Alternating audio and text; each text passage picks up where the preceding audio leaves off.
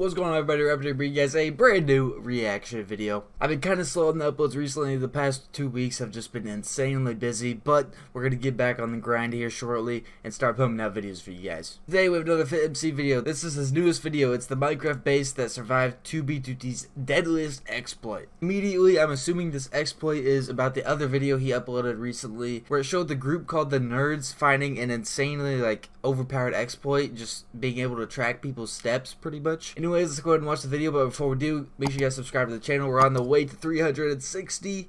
The oldest anarchy server in Minecraft. The oldest anarchy server, baby. From the deadliest exploit in its history. One that revealed the location.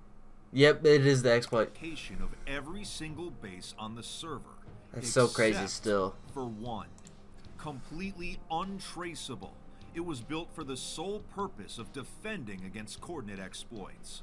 From the outside, it looks like an ugly lava cast, but underneath is a technologically advanced marvel with redstone contraptions and an item stash worth 14,000 US dollars. What? With this much money on the line, security. How do they make a redstone contraption that can defend against coordinate exploits? I'm so confused already. Absolutely crucial. $14,000. The base on foot was not allowed, so the only way to get there was by use of an exploit.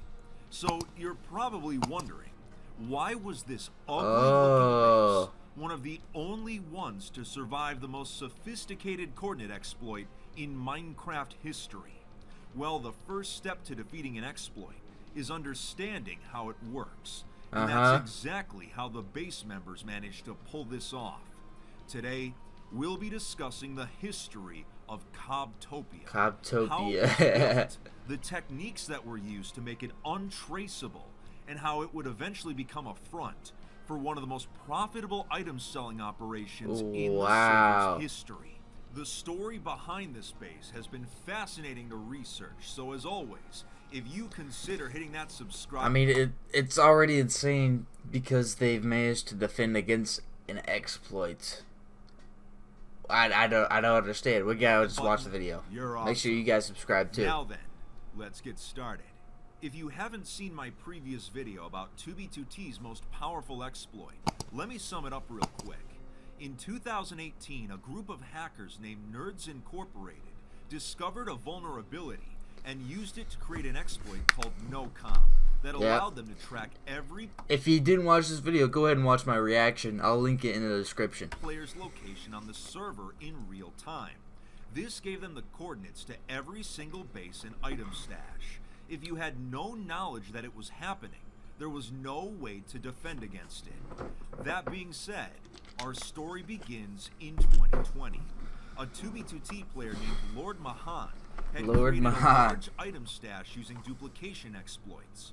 He had a reputation for not only duping, but for using other exploits as well. One day, while he was sorting items at his stash, he received an unexpected visitor, Ox22, one of the members of Nerds Incorporated, the group that was secretly using the NoCom exploit. He began placing TNT and ended up griefing the entire stash. It was in a very secure location, and as someone who was knowledgeable of... Doesn't look very secure. It's in the middle of an ocean. Minecraft's technical aspects. I would always put it underground. Instantly knew something was wrong. His appearance at the stash was no accident. Taking what materials he could, he traveled across the server to a new location. Once there, he invited his friends and fellow exploiters Steve 3 and Redstoner. The three of them began constructing a new item stash and populating it with every piece of treasure they had. They had made good progress, but once again, they received an unexpected visitor. A member of the Nerds, Bubba J, had shown up at the stash on...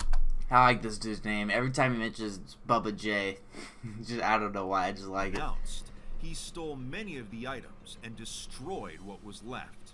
The three instantly knew there had to be some sort of exploit being used. But how did it actually work? Well, luckily for them, Bubba J had left behind a clue. He had griefed the stash using an account named XZ_9. Hold up, if they figured out that they were using an exploit, why didn't he mention this in one of the videos. And like in the last video, I'm confused now. I didn't mention this. The past few months logged into the server 24/7. There had actually been numerous accounts that had been AFK at all times, and one of the only players to notice this was named Zero Neb. Zero After Neb. he identified many of the different Nobody AFK believed accounts, my mans, he tried bro. to warn the community that they were being used for an exploit. Nobody Everyone believed had written them. him off as crazy, but Mahan realized that he may have been onto something. The fact that Nerds Incorporated owned all of these AFK accounts and had managed to grief 2 of his previous stashes meant that there must have been a connection. While the exploit was not understood, the 3 friends knew that as long as those AFK accounts were online, anywhere they traveled to was not safe. The only way to stop the Nerds exploit was to use one of their own. So I was gonna say they're gonna exploit this with they're gonna defend this with their own exploit That would freeze the network traffic for about 20 seconds. During this time, all data packets sent by players were queued up, and when the network unfroze, accounts that had sent the most packets were the first to get kicked. It just so happened that the AFK accounts being used for no-com were sending the most packets. They were the first to be kicked back into the queue. While those accounts were waiting in line, Mahan and company could safely travel without being tracked. Theorizing that this would conceal their locations, So they knew this exploit was happening this whole time? Or they knew that they were somehow tracking them, but they didn't do anything about it? They just found their own solution? their good friend Nuke Lord, who wanted to join them at their new base. Anytime the Nerds' accounts would come back online, they would lag the server again in order to get them kicked. Once they arrived at a new location on alt accounts, they instantly put safety protocols into place. No one was allowed to travel directly to and from the location on foot. While they could use Ender Pearl loading to teleport to the base, getting new accounts there would be a problem. So they would use something called the Name Change Ender Pearl exploit. In Java versions 1.12 and earlier, the owner of a thrown Ender Pearl is determined by username. Let's say you had an account named Steve, and you threw an Ender Pearl into an unloaded chunk. As long as that chunk stayed unloaded, the pearl would be frozen in midair. In that time, you would then change the name of the account to something other than Steve. An alt account would then take the name of the original, and when the frozen pearl was finally loaded by someone else, it would teleport the new account instead of the old one. What? Name changes in Java Edition can take 30 days, so while it was a slow method, it would allow them to travel to and from the base without being tracked by the no-com exploit. They also made a rule Bro, I didn't know about that. That is actually so cool. What the heck? that absolutely no nether travel was allowed at the base, as even just loading a nether chunk could leave enough of a trace for them to be found. At this point, the group felt safe enough to begin working. Nuke Lord would be responsible for designing they went through a lot of steps to make this base secret. the base. The other 3 would research more about the Nerds' exploit, attempt to discover its inner workings, and potentially create a version for themselves. TNT dupers were used to create a massive hole all the way down to bedrock, which was then covered up by a giant lava cast. This would make it so that if the base was stumbled upon, it would already appear griefed. Underneath, auto farms were constructed as well as an area for testing out new exploits. More members of the base would be brought on, and they were teleported in using the Pearl exploit. As 2020 continued, more research was being done in order to uncover the Nerds' exploit, and progress was being made. During this time, Steve 3 would actually discover a new item dupe that was incredibly powerful. This dupe, involving donkeys, allowed them to produce a surplus of items very quickly. They kept the dupe private, and members of Cobtopia began creating as many items as possible. This is the same dupe that led to the now infamous freezer incident where Redstoner had to put his computer into his refrigerator to keep it from overheating. They would I was so confused by this image. have access to this item dupe for 4 months. They started running out of room to put the items, so an advanced sorting system was created to keep everything organized. Remember, all of this was hidden under a massive lava cast, so they had to be as efficient as possible with their use of the space. Okay, yeah, that's what I was about to say. But, I mean, all these bases are so far out. So, even if I'm walking a million blocks out and I see a big lava tower, I'm going to think it's a little suspicious. Because nobody walks that far just to make a big lava tower, you know what I'm saying? But that's just me. That's just me. By November of 2020, as the items continued to pile up, Mahan and Steve 3 had made a breakthrough. They had discovered the original vulnerability that made the no-com exploit possible. Pretty soon, they had their own primitive version of it. They could remotely view any chunks on the server they wanted, which would allow them to find player locations. But not long after obtaining this new exploit, the server's admin, Housemaster, would end up patching the item dupe.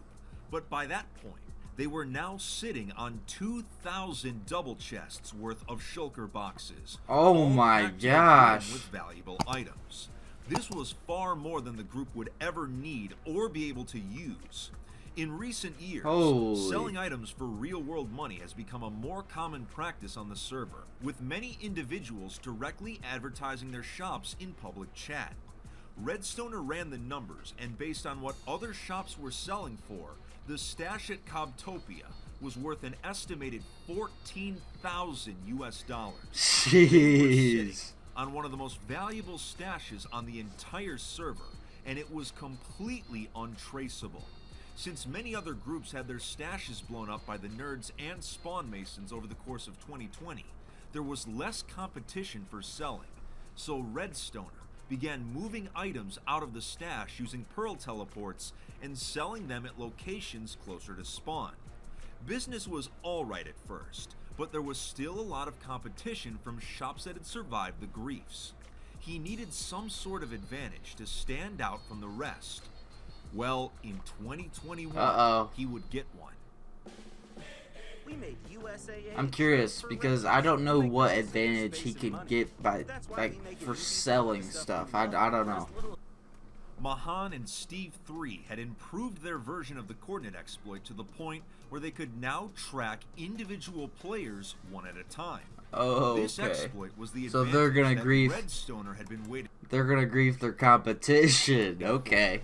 Most shop owners would advertise in public chat using accounts that were at their actual stashes. Idiots. So Redstoner began writing down the usernames of all the shop owners and would travel to their coordinates, destroying every single one. Like with any free market, one of the best ways to increase profits is to eliminate competition. Redstoner and crew would spend the next few months hunting down shop owners and griefing their stashes, while selling their own product from Cobtopia at the same time. A few months ago, I made a video about how bot accounts were acting as drones and delivering items all over the server. This operation was run in part by Redstoner, and the items delivered using this service were directly from the Cobtopia stash. By May of 2021, 6 months after their first sale, they had sold over $10,000 worth of product. If you bought items on the server this year, there's a good chance they came from Cobtopia. It was starting to look like they would sell every single item. But of course, like any underworld business, things can't run smoothly forever. 2 of the members of Cobtopia that had been invited after the base was founded had quietly leaked the coordinate exploit. This single act is what eventually caused NOCOM to go public, driving the server into a panic. Knowing that the players that betrayed them might eventually return to Cobtopia to destroy it, the remaining items were moved out as fast as possible. They were transported to an undisclosed location for safekeeping. What became of Cobtopia after is unknown. All good things must come to an end. With Leisure, one of the players that had been working with the real NOCOM exploit, and he confirmed that Cobtopia was not in their database, meaning that the original safety protocols had actually worked, and they had stayed off the radar. It's ironic. One of the few bases that survived the deadliest coordinate exploit in history was compromised anyway because of betrayal. a fitting end to a very bizarre base. Why people gotta be But so? that begs Why the people question, gotta be so was snitches, man? Cowtopia the only Don't they base know that snitches get stitches, bro? What the heck? Like every other fitmc video, this one was crazy. So if you guys enjoyed, drop a like, drop a sub to the channel. We'll wrap it up. Peace.